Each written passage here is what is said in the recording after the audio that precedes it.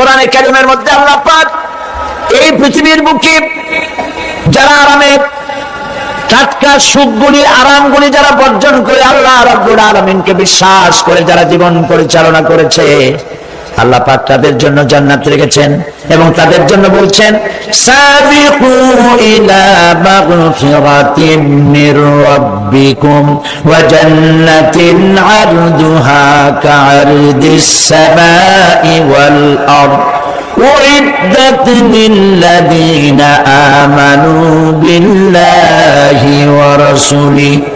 আল্লাহ পাক বলেন প্রতিযোগিতা করো আল্লাহর মাগফিরাত কামনার জন্য আর জান্নাতে যাওয়ার জন্য প্রতিযোগিতা করো, আল্লাহর রহমত পাওয়ার জন্য সৎ কাজের প্রতিযোগিতা করো, তাহলে আল্লাহ রাব্বুল আলামিন তোমাদেরকে ক্ষমা করবেন আর তোমাদের জন্য এমন জান্নাত দিবেন যেই জান্নাত আকাশের বিশালতার জমিনের বিশালতার মতো। এই বিরাট জান্নাত তোমাদেরকে দিবেন। এই জান্নাত চিরস্থায়ী সুখ এবং শান্তি জায়গা হবে। مثل الجنة التي وعد المتقون فيها أنهار من ماء غير آسن وأنهار من لبن لم يتغير طعمه। আল্লাহ পাক বলছেন জান্নাত আল্লাহ পাক ওয়াদা করেছেন মুত্তাকিদের জন্য। আল্লাহ পাক জান্নাত দিবেন যে জান্নাতের ভেতরে রয়েছে মধুর প্রস্রবণ, রয়েছে দুধের প্রস্রবণ, রয়েছে সেখানে স্বচ্ছ পানীয় পানির প্রস্রবণ রয়েছে। এই সুন্দর জান্নাত ঝর্ণা ধারা আল্লাহ পাক সৃষ্টি করেছেন, বাগ বাগিচা দিয়ে ভরে রেখেছেন জান্নাত। সেই জান্নাতে জান্নাত হবে এয়ার কন্ডিশন, রোদ্রের তাপ হবে না সেখানে, রোদ্রের খরক তাপ হবে না সেখানে, ঠান্ডার প্রচন্ডতা থাকবে না। কিরকম হবে জায়গাটা? আল্লাহ পাক বলছেন মুত্তাকিনা আলাল আরাইকি লা ইয়ারাউনা ফিহা শামসান ওয়ালা জামহারিরা ওয়া দানিয়াতান আলাইহিম যিলালুহা ওয়া দুল্লিলাত কুতুফুহা তাদলিলা। আল্লাহ পাক এমন জান্নাত রেখেছেন, সেই আল্লাহ পাক সেই জান্নাতের ভিতরে জান্নাতীরা ঠেস লাগায়া মুখোমুখি অবস্থায় তারা সেখানে বসবে, আর জান্নাতীদের মনের মধ্যে কোনো দুঃখ থাকবে না, পেরেশানি থাকবে না। পৃথিবীতে মানুষের দুঃখ থাকে, পেরেশানি থাকে, সেখানে কোনো দুঃখ আর পেরেশানি থাকবে না। সেই জায়গাটা হবে সেটা তো নিয়ন্ত্রিত, না শীত না গরম, চির বসন্ত বিরাজ করবে। জান্নাতীরা সেখানে থাকবে। এই সুন্দর জান্নাত আল্লাহ পাক রেখেছেন মুত্তাকিদের জন্য। সুবহানাল্লাহ। কাফেরদের জন্য জান্নাত হয়েছে, জাহান্নাম হবে চিরকাল। খালিদিনা ফিহা আবাদান, চিরকাল কাফেররা জাহান্নামে থাকবে।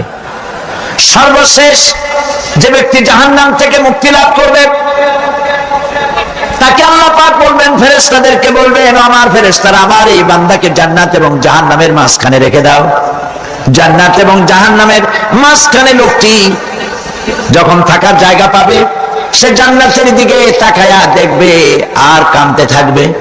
আল্লাহ পাক জিজ্ঞেস করবেন, বান্দারে যুগের পর যুগ ধরে জাহান্নামে কেঁদেছো, আমি রব্বুল আলামিন জাহান্নাম মাফ করে দিয়া জান্নাত জাহান্নামের মাঝখানে রেখে দিয়েছি, আযাব থেকে যে বেঁচে গেছো, এখন কাঁদো কেন? লোকটি বলবে, রব্বুল আলামিন কান্দি এই কারণে, জাহান্নাম থেকে মাফ করেছো, তোমার শুকরিয়া আদায় করি। জান্নাত তো আমার কপালে নাই, কিসমতে নাই, কিন্তু জান্নাত আমি এখান থেকে দেখতে পাচ্ছি। জান্নাতের সুঘ্রাণ আমার নাকে আসতেছে, কপালে নাই যাওয়ার। আমি কাঁদি এই জন্য, তুমি যদি মেহেরবানি করে আমাকে জান্নাতের দরজার কাছে একটু দাঁড় করায় দিতা, প্রাণ ভরে তোমার জান্নাতের দৃশ্যটা একটু দেখতাম। আল্লাহ পাক তার আরজি পূরণ করবেন, বলবেন যাও, ফেরেশতাদের বলবেন এর জান্নাতের দরজার কাছে দাঁড় করায় দাও। জান্নাতের দরজার কাছে দাঁড়িয়ে লোকটি আবার কান্না শুরু করবেন। আল্লাহ পাক প্রশ্ন করবেন, এবার কান্দো কেন? লোকটি বলবে, রব্বুল আলামিন কান্দি এই কারণে, জান্নাতের এই দরজায় দাঁড়ায়া জান্নাতের অফুরন্ত নেয়ামত কিছুই ভালো করে দেখা যায় না, শুধু অল্প জায়গা দেখি। যদি তুমি আমারে দয়া করে জান্নাতের মাঝখানে দাঁড় করায় দিতা, চতুর্দিকে তাকায়া তাকায়া দেখা কলিজারে ঠান্ডা বানাইতাম। তবে আমি ওয়াদা করি জান্নাতের কোনো নাজ নেয়ামত, কোনো ফল আমি খাবো না, ধরবো না, সইব না। একটুখানি মেহেরবানি করে মাঝখানে দাঁড় করাইয়া দাও, জান্নারে ঠান্ডা করি। আল্লাহ রাব্বুল আলামিন ফেরেশতাদের বলবেন, আমার এই বান্দারে জান্নাতের মাঝখানে দাঁড় করাইয়া দে। আল্লাহর নবী বলেন, জান্নাতের মাঝখানে দাঁড়িয়ে লোকটি আগের চাইতে আরো জোরে চিৎকার মেরে কাঁদতে থাকবে। আল্লাহ পাক বলবেন, বান্দারে কি হলো তোর? দরজার কাছে আসতে চাইছিলে, আইনা দিলাম। আবার এবার মাঝখানে আসতে চাইছো, তাও এনে দিয়েছি। আবার কান্দো কেন? লোকটি বলবে, রব্বুল আলামিন এবার কান্দি এই জন্যে, তুমি যখন দয়া করে একটিবার জান্নাতের মাঝখানে এনে আমাকে দাঁড় করায় দিয়েছো, তুমি রহমান রহিম গফুরুর রহিম, এই জান্নাত থেকে আবার আর বাইর করে দিও না। আল্লাহ রাব্বুল আলামিন বলবেন, ও আমার বান্দারে, আমার এই জান্নাত তোর খুব পছন্দ হয়েছে নাকি? লোকটি বলবে, রব্বুল আলামিন কলিজা ঠান্ডা হয়ে গেছে, ভাবতেও পারি না এই জান্নাত এত সুন্দর। আল্লাহ পাক বলবেন, বান্দারে এরকম একটি নয়, দুইটা নয়, তোর জন্য আমি 10টা জান্নাত এরকম রিজার্ভ করে রাখছি। সুবহানাল্লাহ। আল্লাহ পাককে ভয় করে পৃথিবীর সমস্ত পাপ থেকে যারা নিজেকে রক্ষা করবে, আল্লাহ তাদের জন্য এই জান্নাত রেখে দিয়েছেন। সুবহানাল্লাহ। সেই জান্নাতের রিসিপশন আপনারা আন্দাজ করতে পারবেন না, রিসিপশন কারে কয়। কি এর প্রধানমন্ত্রী আর প্রেসিডেন্ট, 4-5টা পুলিশ আর আর্মি আসে একটা ফাঁক করে সেলুট মারলো, বাস শেষ হয়ে গেল, এরকম না। জান্নাতীদেরকে রিসিপশন দেওয়া হবে।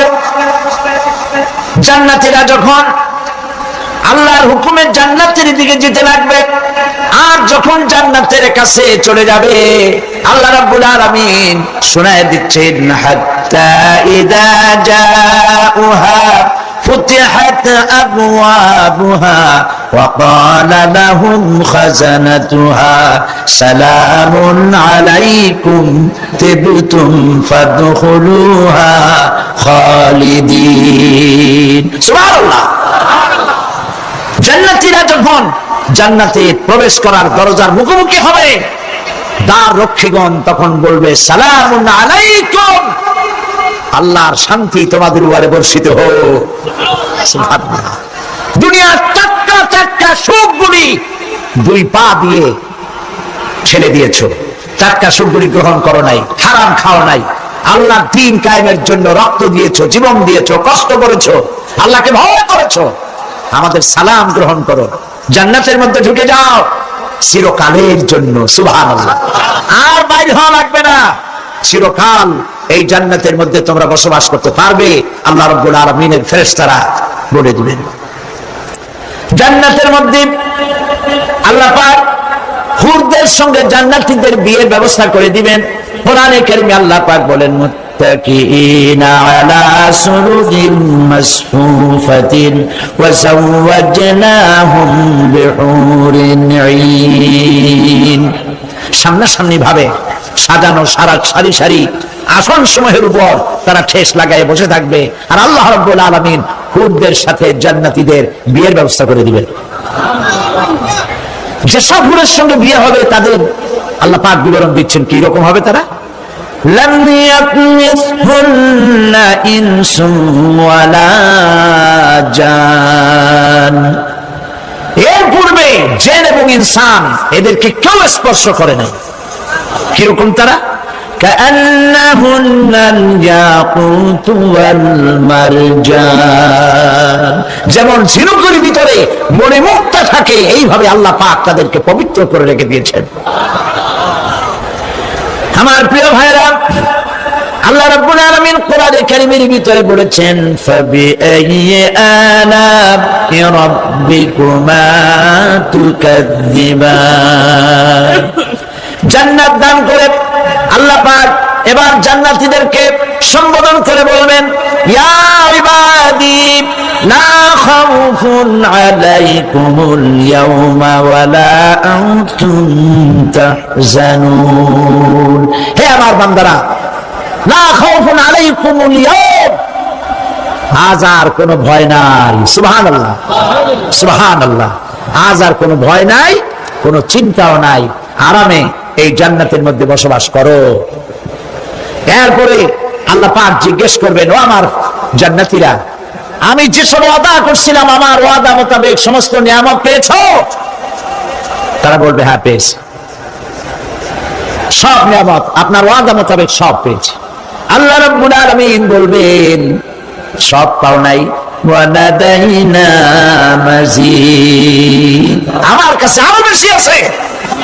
সুবহানাল্লাহ, আমার কাছে আরো বেশি আছে। জান্নাতীরা বুঝবে না সে আরো বেশিটা কি, এর থেকে আর বেশি কি। প্রিয় ভাই সব, নবী করিম সাল্লাল্লাহু আলাইহি সাল্লাম বলেছেন, জান্নাতের সুখ আর শান্তি কোন চোখ নাই যা দেখেছে, যা কোন অন্তঃকরণ নাই যা কল্পনা করতে পেরেছে। এই জান্নাত মুত্তাকিদের জন্য আল্লাহ রাখছেন। সুবহানাল্লাহ। জান্নাতীরা ভাবতেও পারবে না সেই নিয়ামতগুলি কি। প্রিয় ভাই সব, সেই মুহূর্তে আল্লাহর নবী মুহাম্মদুর রাসূলুল্লাহ সাল্লাল্লাহু আলাইহি ওয়াসাল্লাম বলবেন, রব্বুল আলামিন, আমার উম্মতেরা জান্নাতীরা বুঝতে পারে নাই আপনার কাছে কি নিয়ামত আরো বেশি আছে। আমার এই উম্মতেরা জান্নাতীরা আপনার ওয়াদা মোতাবেক সব পেয়েছে, কিন্তু একটি জিনিস এখনো তাদের কিসমতে হয় নাই। সেই জিনিসটা হলো, যারা তার রবকে না দেখে শুধু কোরআন আর হাদিসের কথা শুনে আরবের ঘুম হারাম করে তাহাজ্জুদের নামাজ আদায় করেছিল, চোখের পানি ফেলেছিল, যারা জান্নাত দেখে নাই, জাহান্নাম দেখে নাই, আপনাকে ভয় করে যারা জীবন পরিচালনা করেছিল, যারা আপনাকে দেখে নাই, না দেখে শুধু কোরআন হাদিস বিশ্বাস করে যারা অকাতরে নিজেদের জীবন বিলায় দিয়েছিল, এই জান্নাতীরা এখন পর্যন্ত তার রবকে দেখতে পারে নাই। আল্লাহ রাব্বুল আলামিন তার সামনে থেকে ৭০,০০০ পর্দা সরে যাবে। আল্লাহ পাক বান্দাদের আরজি পুরা করার জন্য জান্নাতীদের সামনে তিনি জালোয়া ফরোজ হবে। কোরআন শরীফের ভিতরে আল্লাহ পাক বলেন, জান্নাতীরা তারা আল্লাহর দিকে, জান্নাতীরা তার রবের দিকে তাকিয়ে থাকবে, আর রব তার বান্দাদের দিকে তাকায়া থাকবে। প্রাণ ভরে জান্নাতীরা রবকে দেখবে। সুবহানাল্লাহ, আল্লাহ পাককে দেখবে। প্রাণ খুলে আজ দোয়া করি, রব্বুল আলামিন, জান্নাতের যেই পরিবেশে, যেই জায়গায় তুমি দয়া করে তোমার গোলামদেরকে তুমি নিজেই দর্শন দিবে, দেখা দিবে। মনিব গো, ও আমাদের রব, আজ এই বিশাল জনসমুদ্র নিয়ে তোমার দরবারে আবেগ ভরা কণ্ঠে বলি, যে অনুষ্ঠানটি তুমি এমন মুবারক অনুষ্ঠান করবে যেখানে তুমি জান্নাতীদেরকে দেখা দিবে, ওই জান্নাতের কোনো একটি, ওই অনুষ্ঠানের কোনো একটি কোনায় কানায় আমাদেরকেও দাঁড় করাইয়া দেখান তুমি।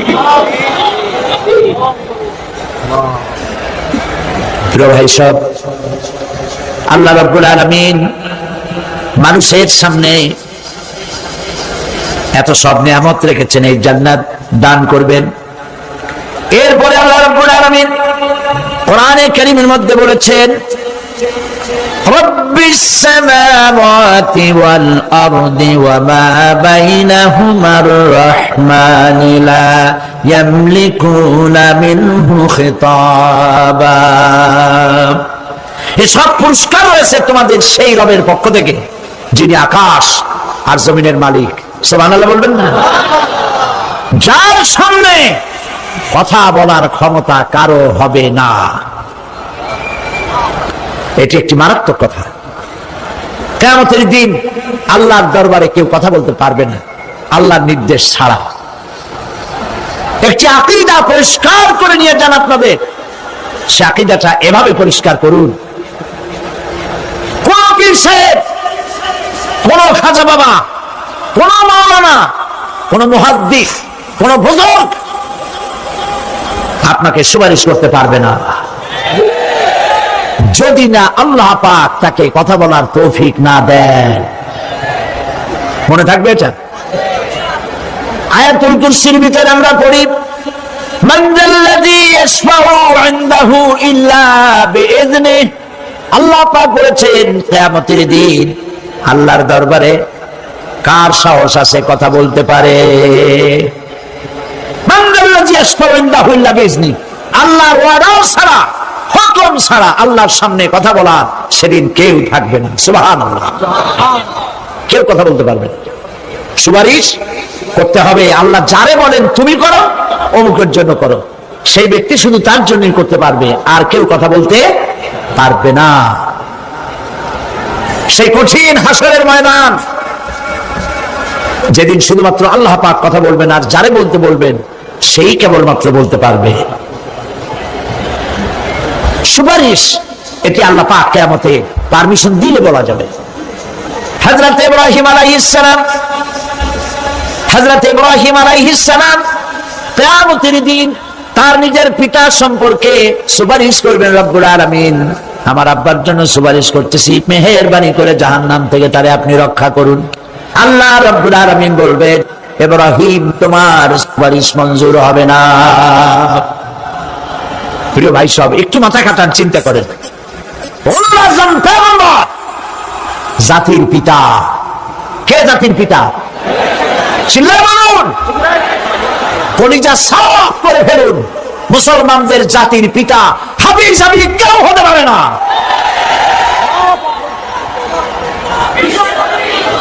মিল্লাতা আবিকুম ইব্রাহিম,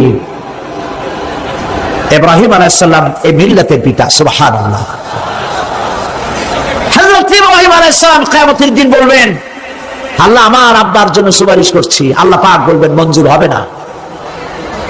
আসর তোমার পিতা হতে পারে, কিন্তু আমার খলিলকে আগুনে ফেলার জন্য নমরুদকে সে সহযোগিতা করেছে, আমি তোমার পিতাকে ক্ষমা করব না। নবী করিম সাল্লাল্লাহু আলাইহি সাল্লামকে সাহাবায়ে কেরাম জিজ্ঞেস করেছেন, হে রাসূল, আপনার আব্বা এবং আম্মার অবস্থা কি হবে? নবী করিম সাল্লাল্লাহু আলাইহি সাল্লাম কেঁদে ফেলেছেন, সাওয়াব করেছেন, আমি তাদের কোনো উপকারে আসব না। আল্লাহু আকবার। আপনি মনে করছেন নাকি যে ইয়া নবী সালাম আলাইকা বলি অমনি নবী সুপারিশ পাবেন? এত সহজ। কতগুলো রসগোল্লা খাইলেন আর বড় একটা মিছিল করলেন আর উনি চলে যাবেন? পৃথিবীর সব মানুষ, সাহাবায়ে কেরাম বাদ দেন, পৃথিবীর সমস্ত মানুষ একত্রিত হয়ে আবু তালেব রাসূলুল্লাহকে যে ভালোবেসেছেন, ওর 1000 ভাগের 1 ভাগও সারা দুনিয়ার মানুষ রাসূলুল্লাহকে ভালোবাসতে পারবে? পারবে?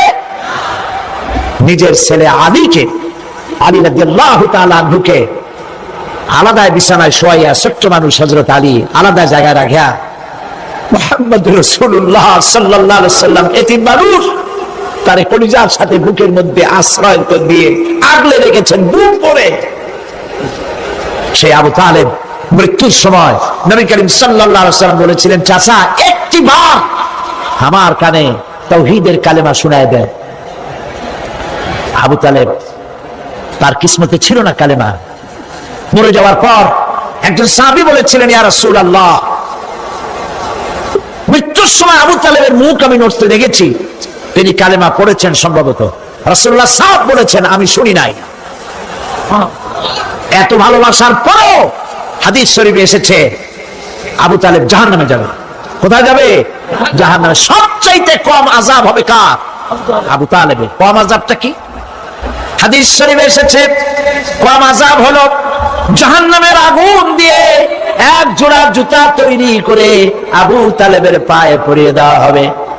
সেই জাহান্নামের আগুনের তৈরি করা জুতার তাপে আবু তালেবের মাথার ঘিলুগুলো টকবক করে বউ পড়তে লাগবে। এত ভালোবেসে যদি কিয়ামতের উপায় না হয়, আপনি ইয়া নবী সালাম আলাইকা, ইয়া রাসূল সালাম আলাইকা আর কতগুলো জিলাপি খাইলেন, বড় একটা মিছিল করলেন। প্রিয় ভাই সব, এইসব বেদাত ছাড়ুন, এগুলি সুস্পষ্ট বিদআত। রাসূলুল্লাহকে ভালোবাসবেন, সাহাবীরা যেভাবে ভালোবেসেছেন ওইভাবে ভালোবাসবেন। আল্লাহ রাব্বুল আলামিন বলেন, যালিকাল ইয়াউমুল হক ফামান শাআ আত্তাখাযা ইলা রাব্বিহি মাআবা। এই দিনটি অবশ্যই আসবে, সেদিনটি নিশ্চিতভাবে আসবে। আর এখন যার ইচ্ছা সে তার রবের দিকে অগ্রসর হোক। إنا أنذرناكم عذابا قريبا يوم ينظر المرء ما قدمت يداه ويقول الكافر يا ليتني كنت ترابا إنا أنذرناكم عذابا قريبا খুব নিকটবর্তী একটি আযাব সম্পর্কে আমি তোমাদেরকে সতর্ক করে দিলাম। কে বলতেছেন? আল্লাহ পাক। লক্ষ্য করুন আল্লাহ কি বলছেন, খুব নিকটবর্তী একটি কঠিন শাস্তি আযাব অর্থাৎ কিয়ামত, এ সম্পর্কে আমি তোমাদেরকে সতর্ক করে দিলাম। ইয়াউমা ইয়ানজুরুল মারউ মা কদ্দামাত ইয়াদা, সেদিন প্রত্যেকটি লোক যা সে পাঠিয়ে দিয়েছিল এখানে অর্থাৎ যা করেছিল সেগুলি সে দেখতে পাবে। আর তখন ওয়ায়াকুলুল কাফিরু ইয়া লাইতানি কুনতু তুরাবা, সেই কিয়ামতের ময়দানে অবস্থা দেখে কাফেররা বলবে, আহারে মানুষ না হইয়া যদি মাটি হইয়া যেতাম, যদি মাটি হতাম, যদি মানুষ না হয়ে না জন্মাতাম, আজ এই হাসরের ময়দানে এইখানে এই বিচারের মুখোমুখি হতাম না, মাটি হইলে বরং অনেক ভালো হতো। এই পৃথিবীতে আমরা এসেছি, চলে যাব, যাওয়ার আগে এই কোরআন একটি বিশাল জনগোষ্ঠী এমন বানাতে চেয়েছে যে জনগোষ্ঠী এই কোরআন দিয়ে একটি বিশাল সমাজ গড়বে, রাষ্ট্র গড়বে, এমন রাষ্ট্র গড়বে যেই রাষ্ট্রে দুঃখ থাকবে না, অশান্তি থাকবে না, যেখানে সুখ থাকবে, সমৃদ্ধি থাকবে, আর কিয়ামতের দিন আল্লাহর জান্নাতে তারা চলে যাবে। তেমন একটি সমাজকে আমরা চাই। সবাই বলেন সেরকম একটি সমাজকে আমরা চাই। প্রিয় ভাই সব, কিয়ামতের দিন আমরা যেতে চাই জান্নাতে। কোথায় যেতে চাই বলেন? জোরে বলেন। এই জান্নাতে যাওয়ার জন্য, এই জান্নাতে যাওয়ার জন্য দুইটা কাজ করতে হবে। কয়টা কাজ?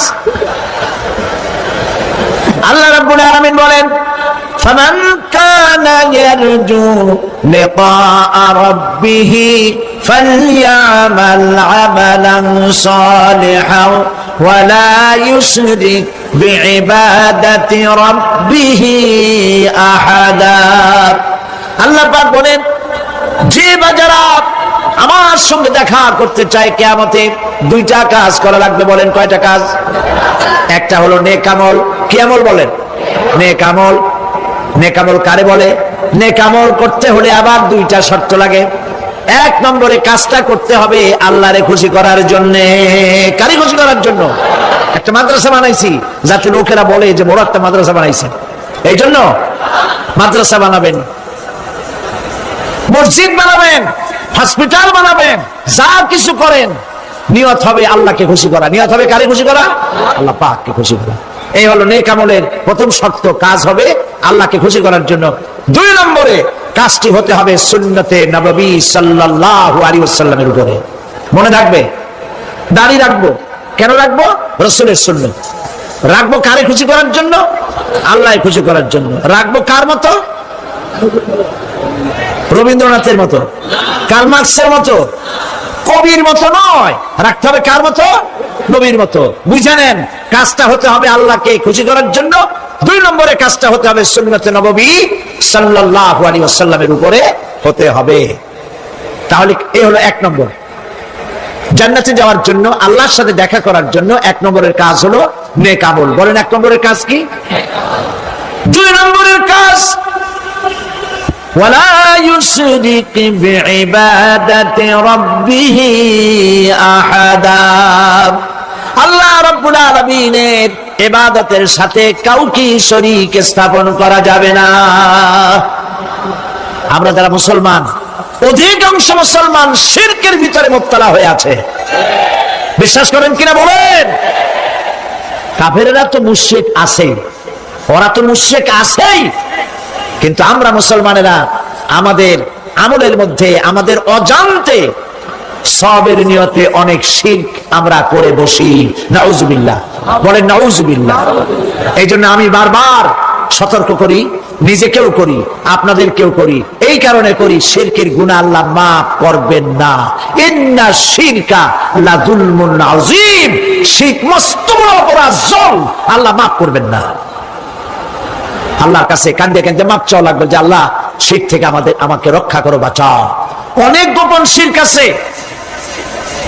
মাজারে যান, পীর সাহেবের কাছে যান, মনে যদি নিয়ত থাকে উনি ফু দিলে আমি ভালো হবই, উনি তাবিজ দিলে আমার বাচ্চা হবেই, উনি আমারে দয়া করলেই আমার ব্যবসায় উন্নতি হবেই, এইটার নাম শিরক।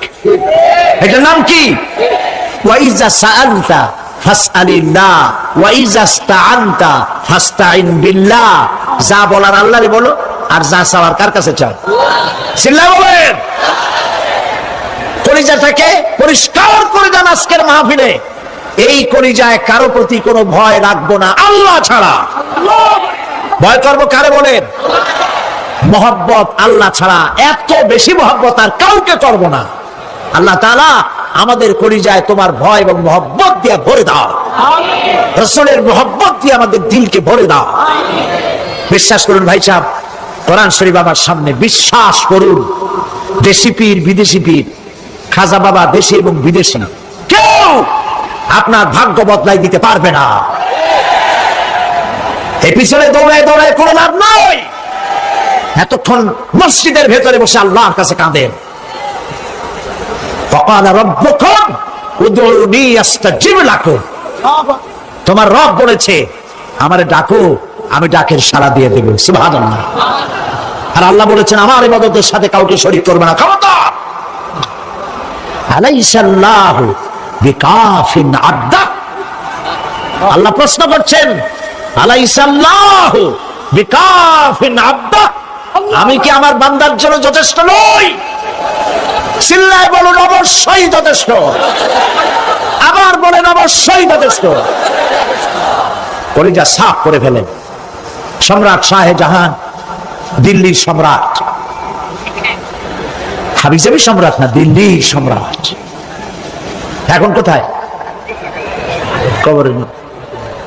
কবি বলতেছেন, শাহনে জাহাं को जिन्हें फक्र से देते थे बाज, शाहने जहां को जिन्हें फक्र से देते थे बाज, वाज कब्र में है सूरह अलहम्दु की मोहताज। সারা ভারতবর্ষ যারা ট্যাক্স দিয়ে নিজেকে সৌভাগ্যবান বলে মনে করত, সে আজ কবরের মধ্যে ভিক্ষুকের মতো সূরা আলহামদুর মতো একটি সূরার মুহতাজ হয়ে ভিক্ষুকের মতো শুয়ে আছে। সম্রাট শাহজাহান মসজিদে বসে আছে, এক ফকির ঘুরতেছে। লোকেরা কয় ছোটবেলা থেকেই তোমার খয়রাত করতে দেখলাম, ভিক্ষা কি জীবনেও যাবে না তোমার? লোকটি বলছে, আমি ভিক্ষা করবো ছাড়া আমার উপায়টা কি? এই লোকটি, আমি ভিক্ষা করা ছাড়া করবো কি? লোকেরা তো আমার 60 টাকা, 50 টাকা, 100 টাকা দেয় না, 4 আনা 5 আনা 1 টাকা এই আমার দেয়, এই দিয়ে আমি বড় লোক হবো কেমন? লোকটি বলছে, আচ্ছা দেখো, তুমি তো জায়গা মতো যাইতে পারো না, বাদশার কাছে যাও, এমন দেওয়া দেবে জীবনে আর খয়রাত করা লাগবে না। তো বাদশার কাছে কি খয়রাতি যাইতে পারে কোনোদিন? হ্যাঁ, এখন পারবা। কেমনে? সম্রাট শাহজাহান এখন একা একা মসজিদে আছেন। তখনকার এসব বাদশারা অনেকে নামাজি ছিলেন, দিনদার ছিলেন। ফকির দরজার কাছে দাঁড়াইয়া দেখতে পাচ্ছে কেউ নাই, দেহরক্ষীরা দূরে দূরে দাঁড়ানো। বাদশাহ মসজিদের ভেতরে বসে হাত তুলে ঝুলতেছে আর কাঁদতেছে, চোখের পানি দিয়া দাঁড়িয়ে ভিজে ভিজে পড়ছে। এই দৃশ্য অনেকক্ষণ দেখলো ফকির। কিছুক্ষণ পর সম্রাট শাহজাহান মসজিদ থেকে বেরিয়ে আসছে। ফকির বলছে, আসসালামু আলাইকুম হুজুর। তিনি বললেন, ওয়ালাইকুম আসসালাম। চলে গেল। বাদশা বলল, আমার কাছে তো কেউ আইসা কিছু না চাইয়া তো যায় না, এর দেখলাম খয়রাতির মতো কিছু চাইলো না, বেটা ভয় করলো নাকি? হ্যাঁ, এদিকে আসো। আসছে। ভয় পাইছো? কয় না, ভয় পাইনি। তো কিছু যে চাইলে না? ফকির বলছে, জাহাপানা, সত্যি কিছু চাইতে আসছিলাম, তারপর চাইলে না কেন? ফকির বলছে, জাহাপানা, সারা জীবন ভিক্ষা করেছি, আর আজ দিল্লির সম্রাটের কাছে বেশি পাওয়ার লোভে এসেছি না, কিন্তু আপনার দশা দেখা আমার জ্ঞানের চোখ খুলে গেছে।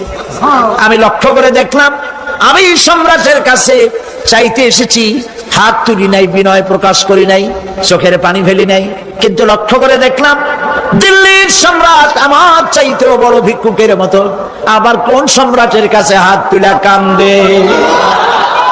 আমার জ্ঞানের চোখ খুলে গিয়েছে, আমি বুঝতে পেরেছি সম্রাট কান্দে যেই সম্রাটের কাছে, তারে ছাড়া আর কারো কাছে জীবনে চাইব না। এই কথাই সূরা ফাতিহায় প্রত্যেকদিন পড়ি, বুঝি না কি পড়ি, ইয়াকা না'বুদু ওয়া ইয়াকা নাস্তাঈন। আয় আল্লাহ, একমাত্র তোমার গোলামি করি আর তোমার কাছে সাহায্য চাই, তুমি ছাড়া কারো কাছে সাহায্য চাই না। কলিজা সাফ করুন, কোন মরা পীর, কোন জিন্দা পীর আপনার মনের আশা পুরা করতে পারবে না, পারবে না, পারবে না। আর আজ থেকে কোন মাজারে টাকা দিবেন না, পয়সা দিবেন না, আগরবাতি দিবেন না, মোমবাতি দিবেন না, গোলাপ পানি দিবেন না। কারা কারা দিবেন না হাত উঁচু করে দেখা। সুবহানাল্লাহ, আলহামদুলিল্লাহ, লা ইলাহা ইল্লাল্লাহ। সুবহানাল্লাহ, আলহামদুলিল্লাহ, লা ইলাহা ইল্লাল্লাহ। সুবহানাল্লাহ,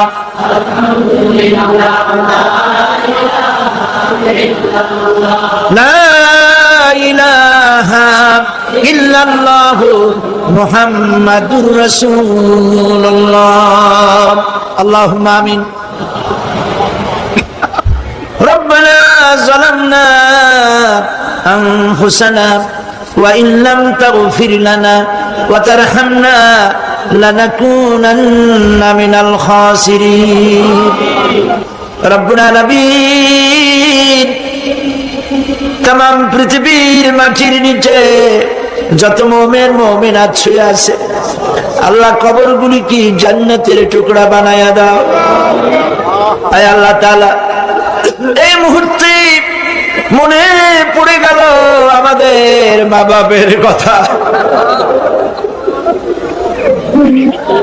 রব্বুল আলামিন, আমাদের আব্বা জান কত বছর আগে দুনিয়া থেকে বিদায় হয়ে গেল,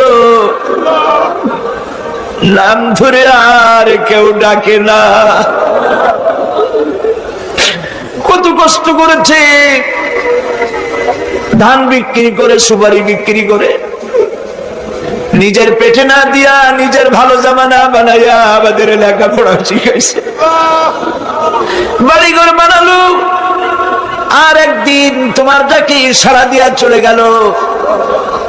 যুগের পরে যুগ চলে গেল, বাপের মুখ আর দেখি না। আল্লাহ তাআলা, আমাদের আব্বা জান যাদের দুনিয়া থেকে বিদায় হয়ে গেছে, কবরটাকে বেহেশত বানায়। তুমি সম্রাটের সম্রাট, তুমি রাজাধিরাজ, তোমার মহব্বত ছাড়া কোনো মহব্বত যেন কলিজায় থাকে না মাবুদ। তোমাকে ছাড়া কাউকে যেন ভয় করি না মাবুদ। সারা জীবন শিরক আর বিদআত থেকে আমাদের তুমি বাঁচাও। আল্লাহ, তোমার জাহান্নামকে আমরা ভয় পাই। আল্লাহুম্মা আজিরনা মিনান নার, আল্লাহুম্মা আজিরনা মিনান নার, আল্লাহুম্মা আজিরনা মিনান নার। রব্বানা তাকাব্বাল মিন্না إنك أنت السميع العليم وتب علينا إنك أنت التواب الرحيم سبحان ربك رب العزة عما يصفون وسلام على المرسلين والحمد لله رب العالمين واجعل آخر كلامنا عند الموت لا إله إلا الله محمد رسول الله। আল্লাহ রাব্বুল আলামিনের কারবার উল্টা। যদি কোনো মানুষ গুনাহ করে, সেই গুনাহ থেকে যদি তওবা করে, চোখের পানি ফেলে যদি গুনাহ মাফ চায়, আল্লাহ বলেন শুধু গুনাহ মাফ করি না, গুনার খাতায় যে নাম থাকে ওই নামটাও আমি আল্লাহ মুছে ফেলে দেই। ওই নামটাও রাখি না, মুছে ফেলে দেই। সুবহানাল্লাহ। আল্লাহ হচ্ছেন রহমান রহিম। আল্লাহর কাছে যখন বান্দা কান্দে, গভীর রাত্রে শেষ রাত্রে আল্লাহ রাব্বুল আলামিন প্রথম আকাশে আসেন, মুসলিম শরীফের হাদিস। প্রথম আকাশে এসে ডাকেন, ও আমার বান্দারা কে আছো? গুনাহ করে করে জীবন ভর্তি করে ফেলেছো, আমার কাছে কাঁদো। ঋণগ্রস্ত হয়েছো, ঋণ পরিশোধ করতে পারো না, আমারে বলো কে আছো এমন? জীবনটাকে বরবাদ করে ফেলেছো, অসুখ হয়েছে সারে না, আমাকে বলো। এভাবে আল্লাহ ডাকতে থাকেন। ওই সময় যে সমস্ত আল্লাহর বান্দারা আরামের ঘুমকে হারাম করে গভীর রাত্রে জেগে উযু করে তাহাজ্জুদের নামাজ আদায় করে রব্বুল আলামিনের দরবারে দুহাত তুলে কাঁদতে থাকে আর বলে, আল্লাহ যত গুনাহ করেছি আমার তো বেঁচে থাকার কথা না, তুমি বাঁচায় রাখছো। হাদিস শরীফে এসেছে, আল্লাহ বলেন, ও হাবিব, যখন একটা বুড়া মানুষ আমার কাছে হাত উঠায়, দাড়ি পাকা মানুষ, একজন দাড়ি পাকা বৃদ্ধ মানুষ যখন আমার কাছে হাত উত্তোলন করে, নবীজি বলেন ওই বুড়া মানুষটা যখন বলতে থাকে, আয় আল্লাহ রাব্বুল আলামিন, আমার এখন বয়স নাই, কামাই করতে পারি না, তাই ছেলে পেলেরা আমার চোখে দেখতে পারে না, বউর কাছে আমার কদর নাই, ছেলে পেলের কাছে আমার কদর নাই, ঘরে আমার জায়গা নাই, এখন আমি কামাই করতে পারি না, আমি এখন দাঁড়াতে পারি না, কোমর সোজা হয় না, পা চলে না, শুনতে পাই না, কান বন্ধ হয়ে গেছে, চোখে দেখি না, চোখের দর্শন শক্তিও নষ্ট হয়ে গেছে। রব্বুল আলামিন, পেছনে এত গুনাহ করেছি যে তোমার কাছে কিছু বলার মতো সাহস আমার নাই। এই বলে যখন বান্দা কাঁদে, আল্লাহ রব্বুল আলামিন বলেন, এইভাবে বুড়া বান্দা যখন আমার দরবারে হাত তুলে কাঁদতে থাকে, তখন আমার শরম হয়, এই বুড়া মানুষটারে কেমনে আমি খালি হাতে ফিরাইয়া দেই। আমি খালি হাতে এই বুড়াটাকে ফিরাইতে পারি না। মানুষ যখন এভাবে কাঁদতে থাকে, আল্লাহ রাব্বুল আলামিন ফেরেশতাদের জিজ্ঞেস করেন, ও আমার ফেরেশতারা, আমার এই বান্দাগুলা কাঁদে কেন? সব তো ঘুমায় গেছে, ওরা কাঁদে কেন? ফেরেশতা বলে, রব্বুল আলামিন, তোমার বান্দা গুনাহ করেছে, জাহান্নামের আযাব থেকে মাফ চায়। আল্লাহ জিজ্ঞেস করেন, ওরা আমার জাহান্নাম দেখছে নাকি? বলে না, দেখে নাই। ওরা আমার দেখেছে নাকি? বলে না, দেখে নাই। আমার বেহেশত দেখেছে নাকি? বলে না, দেখে নাই। আল্লাহ বলেন, ফেরেশতারা, ওরা আমার বেহেশত দেখে নাই, দোজখ দেখে নাই, আমারে দেখে নাই, শুধু আমার নবীর কথা বিশ্বাস করেছে, আমার কোরআনের কথা বিশ্বাস করে আরামের ঘুমকে হারাম করে এই গভীর রাত্রে কিভাবে কাঁদতেছে, ওদের কান্নায় আমার রহমতের দরিয়ায় জোশ মেরে গেছে। ও আমার ফেরেশতারা, তোরা সাক্ষী থেকে যা, আমার এই ক্রন্দনরত বান্দাগুলিকে আমি আল্লাহ মাফ করে দিলাম। আল্লাহ হচ্ছেন রহমান, রহিম, গফুর, গফার। এই হিসাবে আল্লাহকে বিশ্বাস করতে হবে, তিনি আমাদের মালিক, তিনি আমাদের মনি। এই আল্লাহরে মানুষ বিশ্বাস করে না। কয়েক পাতা ইংরেজি বই পড়িয়া তারপর কয় যে সব বুঝছি। বলে কি বুঝছো? কয় দেয়ার ইজ নো গড। মাথা খারাপ কথা, দেয়ার ইজ নো গড, আল্লাহ বলতে কেউ নেই, সব নাকি এমনি এমনি হয়। এই যে আমাদের দেশে এক গরু পয়দা হয়েছে, আহমদ শরীফ, নাম শোনেন না আপনারা? আমরা বলেছি যে এটা তো আহমদ শরীফ না, এটার নাম হচ্ছে আহমাক। আহমাক শরীফ, শরীফ, শরীফ মানে ভদ্র, আর শরীফ মানে দুষ্ট, আর আহমাক মানে বেকুব। ওর হচ্ছে বোকা, একদিকে বোকা আর একদিকে দুষ্ট। বোকা কেন? বোকা এই জন্য বেচারা ডক্টরের ডিগ্রি করেছে, বিশ্ববিদ্যালয়ের শিক্ষক, লেখাপড়া জানে, বিজ্ঞান ব্যক্তি, অথচ মালিক চেনে না। মালিক চেনে, কিন্তু আমাদের দেশে গরুতেও মালিক চেনে। গরুতে মালিক চেনে না? বিলের মধ্যে, পোলার মধ্যে রাতের বেলা যাইয়া আপনি ডাক দেন আপনার গরুরে, যেখানে থাকুক আপনার কাছে ছুটে আসবে, ঠিক কিনা কর? বাড়িতে যদি গরু তো কিছুটা ভদ্র, কুত্তা, এই কুকুর আপনার বাড়িতে যদি শিকারি কুকুর থাকে, রাত্রিবেলায় যদি আপনার বাড়িতে আরেকজন যাই ওঠে আর যদি কাশি যায়, তাহলে তাকে তাড়াইয়া নদী পার করে ছাড়বে না কর? আর আপনি কত রাত্রে যান, আওয়াজ দেওয়া লাগবে না, শুধু একটা কাশি দেবেন, কুকুর এসে আপনার পায়ে ল্যাজ গুলাবে, মুখ ঘষবে, ঠিক কিনা? হ্যাঁ রে, আল্লাহ কুত্তায়ও মালিক চেনে। আহমদ শরীফ এমন গরু, এমন কুকুরের চাইতে নিকৃষ্ট, মালিক রে চিনল না। জোরে খন্ডা উজুবিল্লাহ। এমন কপাল পড়া, যেই লেখাপড়া শিখতে পারে সস্তাকে চেনা যায় না, ওই বিদ্যা 4 পয়সা মূল্য নাই। আছে মূল্য? মূল্য নাই। আল্লাহ রাব্বুল আলামিনকে বুড়ো আঙ্গুল দেখায়, আল্লাহ আবার এগুলোর কিছু কয় টয়।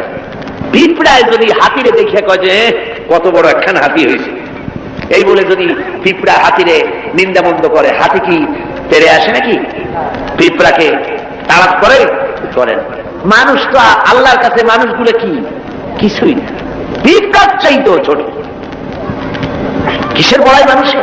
আল্লাহ বলছেন, ওয়াল্লাহুল গানিয়্যু ওয়া আনতুমুল ফুকারা, তোমরা সব ফকিরের গোষ্ঠী, আর বেনিয়াজ বেপরোয়া কেবলমাত্র আল্লাহ সুবহানাহু ওয়া তাআলা।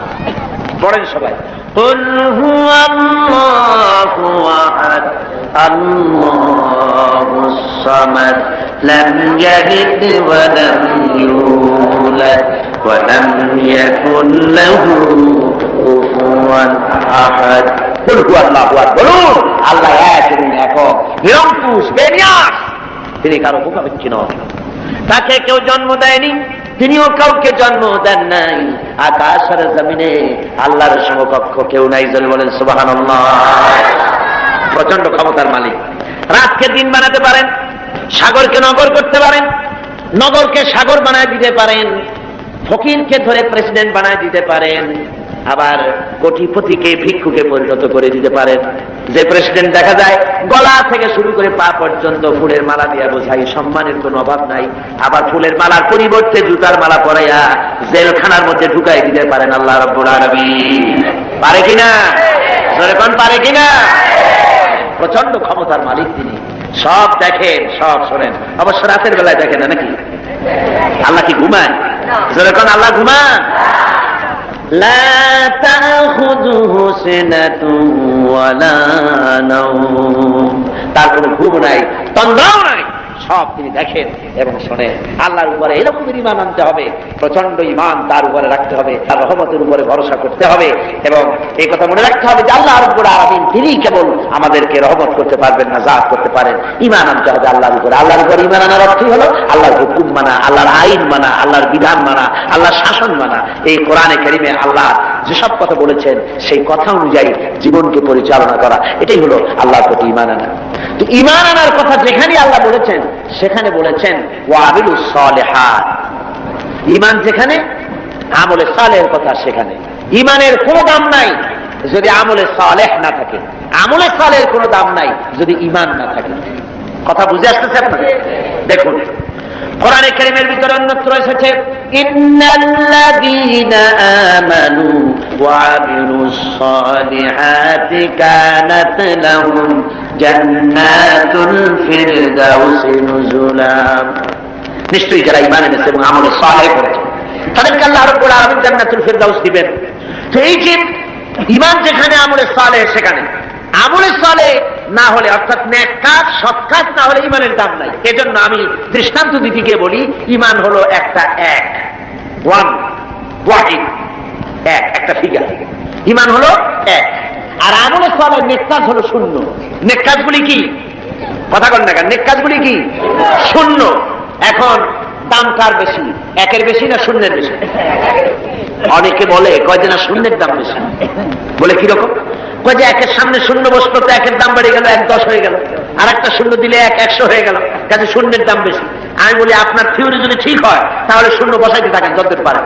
তো বসাইল একক, দশক, শতক, সহস্র, অযুত, নিযুত, কোটি, লক্ষ, পদ্ম, খর্ব, মহাখর্ব, নিখর্ব, এরকম করে করে জনমের মতো শূন্য বসাই দিল।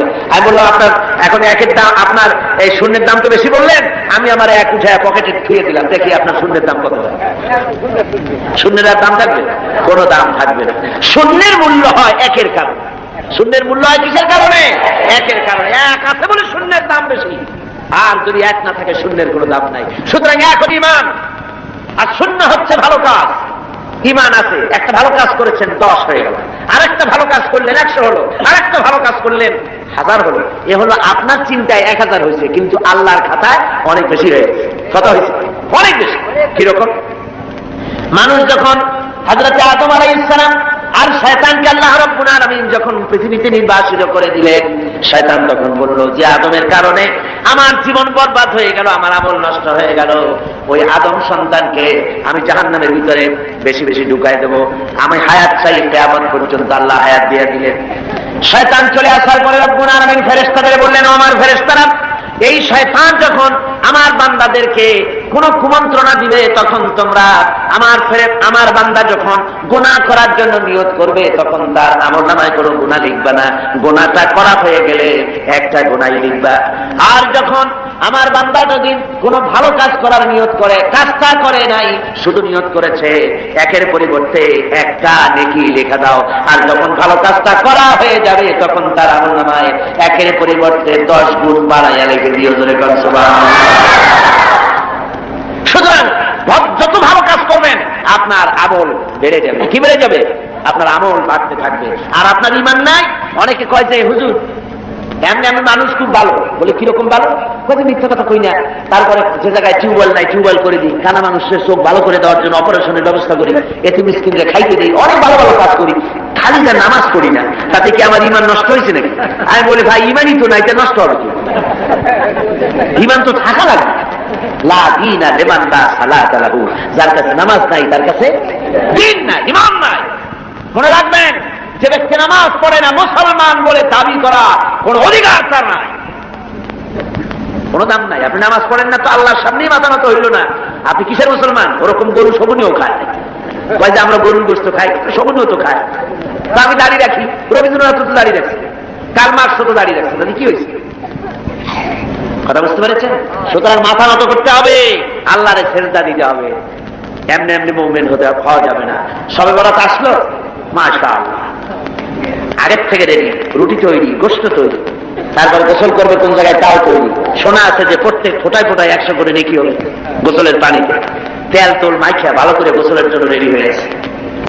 গোসল টোসল করিয়া এরপরে গোশত খাইল খুব, গোশত টোস্ত খায় খায়, তারপরে 2 রাকাত 6 রাকাত নামাজ পড়িয়া ঘুমায় ফেলে।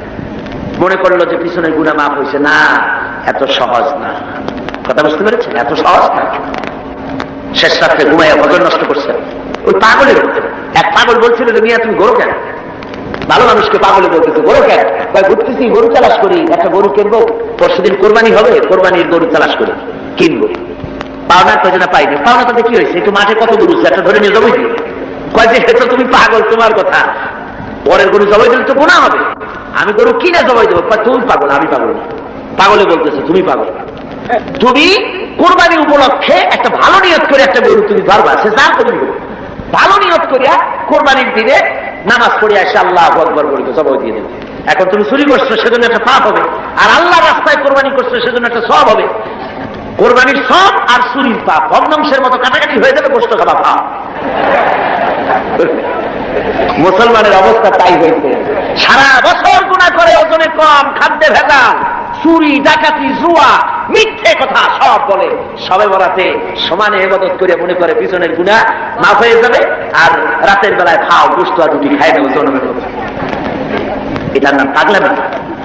আচ্ছা, আপনারা শিক্ষিত লোক যারা, তারা তো বোঝেন, আপনারা সবই শিক্ষিত, ভালো মানুষ, আপনারা নিশ্চয়ই বোঝেন বোনাস। ঈদে বিভিন্ন মিল কলকারখানা বোনাস দেয়। বোনাসটা বোঝেন তো? একটু কথা না কইলে আমি বুঝি কেমন বোনাস বোঝেন। ধরুন আদমজি জুট মিল কর্তৃপক্ষ, তারা ঘোষণা করেছে ঈদের একদিন আগে 28শে রমজান অথবা 29শে রমজান আমরা ঈদ বোনাস দেব। এখন ঈদ বোনাসের কথা শুনে ঢাকার থেকে গাড়ি গাড়ি ভর্তি লোক যাইয়া যদি গেটে দাঁড়ায় আমাদের ঈদ বোনাস দেবে, ঈদ বোনাস দেবে ওদের কথা। বোনাস কাদের জন্য? যারা মিলে এমপ্লয়, যারা কর্মচারী, ওদের জন্য বোনাস। বাইরের লোকেরা বোনাস বোনাস করে যদি বেশি চিল্লায়, তাহলে বোনাস পিঠের উপরে দেবে না, পিঠের উপরে বোনাস দিয়ে দেবে। লাইলাতুল কদর, লাইলাতুল বারাত, লাইলাতুল মেরাজ, এগুলি হলো আল্লাহর পক্ষ থেকে মুমিনদের জন্য বোনাস। এই বোনাস কাদের জন্য? যারা নামাজি, যারা দিনদার, যারা চরিত্রবান, যারা ইমানদার, ওদের জন্য বোনাস। সারা বছর নামাজ নাই, শবে বরাত শেষ হয়ে গেলে নামাজ নাই, আর এরা বোনাস দিতে যায় আল্লাহর কাছে। সারা রাত জায়গায় জায়গায় ইবাদত করবা, আর পরের দিন থেকে আবার যে শয়তান সেই শয়তান। কথা বলছেন? ওই যে আমি এই কথাটা বললাম, কমরউদ্দিন মুসলি সাহেবের নাম মনে আছেন আপনাদের? আরে ভাই কথা বললেন, কমরউদ্দিন মুসলি সাহেব, আল্লাহ তাকে বেহেশতে নসিব করুন। শুনলাম কোন এক জায়গা থেকে উনি নৌকা বাইয়ে যাচ্ছে, তারপরে রোজার দিন একজনে কয় মুসলি সাহেব আমার একটু নেবেন, আমি একটু যাবো। কোন জায়গায় যাবো? কোন জায়গায়। তারপরে তারা নিচে নিয়ে সে বলছে যে আমি একটু ভাই আপনারা সাহায্য করি। হয় না, ভালো লাগবে না, আমি সব কামাই করি, তুমি বসো। অনেক দূর চলে গেছে। তারপরে সেই লোক একটা সিগারেট ধরেছে। আরে মিয়া, রোজার দিন তুমি সিগারেট ধরাইছো কেন? কয় যে আমি রোজা না। কেন রোজা না? কয় যে আমার পেট ব্যথা করে। পেট ব্যথা করে তুমি সিগারেট খাও কেন? তারপরে উনি নৌকা উল্টা কয় আপনি যান কোথায় উল্টা উল্টা না কয় যে তুমি যে জায়গায় উঠছো আমি সেই জায়গায় নামাবো কয় যে না আমার এই জায়গায় নামা দেন আপনি কষ্ট করে উল্টে যান না কয় না কোথায় শয়তান কোথায় নামাবো যে জায়গায় শয়তান সেই জায়গায় নামাই দিয়ে আসবো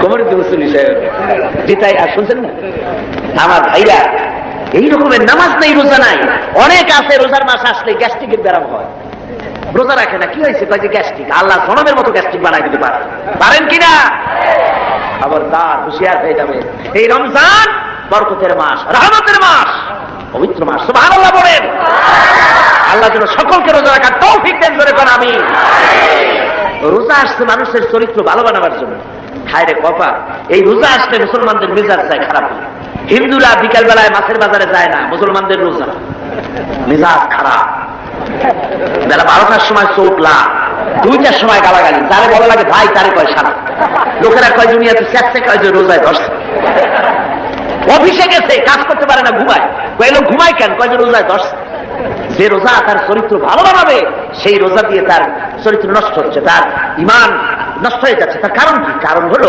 ঘুম আসে মেজাজ খারাপ হয় মেজাজ খারাপ হয় কেন পেটে অশান্তি হলে মেজাজ খারাপ হয়ে যায় আল্লাহ বলছে যে সারাদিন একটু না খেয়ে থাকো আপনি যদি না খেয়ে থাকেন তাহলে আল্লাহর গোলায় অনেক খাদ্য জমা হবে নাকি না সেজন্য রোজা না রোজার অনেক ফায়দার মধ্যে এটাও গরিব মানুষ যে না খায় থাকে সারাদিন দুইজনও বোঝো এটাও একটা কিন্তু আমরা সারাদিন না খাইয়া ওই ইফতারের সময় সুদে আসলে সব উসুল করি পেঁয়াজি বেগুনি ছোলা মুড়ি বুট জনমের মতো খাইয়া মাগরিবের আগে শেষ হয় না কয় ও মাগরিবটা পড়ে আসি তারপরে খায় এমন খাওয়া খায় খাইয়া তারপরে ডাক্তারের কাছে গেছে কয় ডাক্তার সাহেব আমি তার শ্বাস করতে পারিনি কেন কয় যে খাইছি বেশি সবে বরাত তো খুব বেশি খেয়ে ফেলাইছি কয় 2টা ট্যাবলেট খাও আর 1 গ্লাস পানি খাওয়া খায় পেটে উকুন মারা যায় এমন খাওয়া খায় এরপর তো ঘুম আসবে এরপর তো মেজাজ খারাপ হবে আর আমার সার ঔষধ সমানে বিক্রি হবে আমার বন্ধুগণ এই যে অবস্থা এই অবস্থার জন্য আমরা আমাদের ভাই হতে হবে এই পবিত্র রজনী আল্লাহ পাক বোনাস স্বরূপ দিয়েছেন দিনদার ইমানদার পরেজগার তাদের জন্য যারা জীবনকে তৈরি করবে ওদের জন্য এই রাত দিয়েছেন এই রাতকে বেশি বেশি ইবাদত করে জীবনকে পরিশুদ্ধ করতে হবে আমলে সালেহ করতে হবে নেক কাজ বেশি বেশি করতে হবে নেক কাজ কারে কয় সেই ব্যাখ্যাটা সংক্ষেপে দিয়ে দিই নেক কাজ আল্লাহ রাব্বুল আলামিন বলেন আল্লাযী খালাকাল মাউতা ওয়াল হায়াতা লিয়াবলুয়াকুম আইয়ুকুম আহসানু আমালা আল্লাহ পাক বলছেন আমি মৃত্যু এবং জীবনকে সৃষ্টি করেছি এই জন্য যে তোমাদের মধ্যে আমলের দিক থেকে কে উন্নত সেটা যাচাই করার জন্য এখন আমলে আহসানে আমল উন্নত আমল কি তার ব্যাখ্যা কি উন্নত আমলের জন্য 2টা শর্ত উন্নত আমলের জন্য কয়টা শর্ত ভালো করে বোঝেন আর শোনেন উন্নত আমলের জন্য 2টি শর্ত একটি শর্ত হচ্ছে আমলটা হতে হবে আল্লাহর রজামন্দির জন্য আল্লাহকে খুশি করার জন্য আমলটা হতে হবে 2 নম্বর শর্ত হচ্ছে আমলটা হতে হবে সুন্নতে নববীর উপরে রাসূল পাক যেভাবে কাজটি সম্পাদন করেছেন তার উপরে হতে হবে তাহলে এটা হবে আহসানে আমল আপনি নামাজটা কেমনে পড়বেন আপনার পীর সাহেব যেমন পড়েন ওই রকম আপনার মাওলানা সাহেব যেমন পড়েন ওই রকম আপনার মুহাদ্দিস সাহেব ওই রকম না আমার নামাজ পড়তে হবে রাসূল পাক সাল্লাল্লাহু আলাইহি ওয়াসাল্লাম বলেছেন সাল্লু কামা রাআইতুমুনি উসাল্লি নামাজ পড়ো সেইভাবে যেভাবে আমাকে পড়তে দেখো সুবহানাল্লাহ রাসূল হচ্ছেন মডেল সব ব্যাপারে আদর্শ জনাবে মুহাম্মদ রাসূলুল্লাহ সাল্লাল্লাহু আলাইহি ওয়াসাল্লাম তার অনুকরণ অনুসরণ জীবনের সব ক্ষেত্রে করতে হবে তাহলেই প্রত্যেকটি কাজ আহসানে আমল হবে উন্নত মানের কাজ হবে যদি সত্যিকারের আমরা সে আমলটাকে আল্লাহকে খুশি করার জন্য করি তাহলে বুঝতে হবে প্রথম কাজ ঈমান 2 নম্বরে নেক কাজ 2 নম্বরে কি নেক কাজ যদি ঈমান না থাকে আর অনেক ভালো ভালো কাজ আপনি করেছেন তাহলে হবে 0 + 0 + 0 সমান সমান কত হবে 0ই এই জন্য কাজটি আল্লাহকে খুশি করার জন্য হতে হবে নেক কাজ দিয়ে জীবনকে ভরে ফেলে দিতে হবে জীবনকে ভরে ফেলে দিতে হবে 3 নম্বরের যে কথাটি জীবন সফল হওয়ার জন্য তা হচ্ছে ইল্লাল্লাযীনা আমানু ওয়া আমিলুস সালিহাতি ওয়া তাওয়াসাউ বিল হাক্কি ওয়া তাওয়াসাউ বিস সাবর ঈমান আমলে সালেহ আর 3 নম্বরের কাজ হলো হকের দাওয়াত দেওয়া 3 নম্বরের কাজ কি বলুন 3 নম্বরের কাজ কি হকের দাওয়াত হক কি ইসলাম হক কি জোরে বলুন হক কি ইসলামের দাওয়াত দিতে হবে ইসলামের দাওয়াত দিতে হবে ঘরে ঘরে পৌঁছে দিতে হবে ইসলামের দাওয়াত মানুষকে বুঝাতে হবে ইসলাম ছাড়া উপায় নেই। ইসলাম হচ্ছে as a complete code of life, মুকাম্মাল নিজামে হায়াত, একটি পরিপূর্ণ জীবন ব্যবস্থা যার মধ্যে আছে অর্থনীতি, সমাজনীতি, রাজনীতি, সব আছে। কোরআন শরীফে আছে না অর্থনীতি, রাজনীতি আছে না?